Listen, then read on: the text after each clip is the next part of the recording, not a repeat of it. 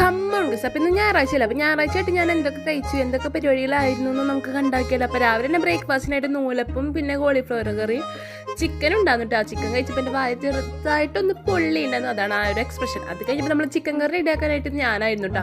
അപ്പം അമ്മ അവിടെ നെയ്ച്ചോറ് ഉണ്ടാക്കാനുണ്ടായിരുന്നു. അപ്പം അമ്മ അതേ വന്നിട്ടുണ്ടായിരുന്നു. അപ്പം ഞാൻ അമ്മേനെ വീഡിയോക്ക് ഇങ്ങനെ വരുത്തവാ എന്ന് പറഞ്ഞിട്ട് വരുത്തി അപ്പം ചിരിച്ച് നിൽക്കായിരുന്നു കേട്ടോ. അതേ അമ്മയുടെ ചിക്കൻ കറിക്ക് അല്ല നെയ്ച്ചോറിക്കുള്ള തയ്യാറെടുപ്പ്, ഞാനിവിടെ ചിക്കൻ കറിക്കുള്ള തയ്യാറെടുപ്പ് ആയിരുന്നു കേട്ടോ. അപ്പം അതേ അച്ഛൻ വിളിച്ചിട്ടുണ്ടായിരുന്നു അതിൻ്റെ ഇടയ്ക്ക്. അപ്പൊ അച്ഛനോട് ഞാൻ ഹായ് പറയാൻ പറഞ്ഞു കേട്ടോ.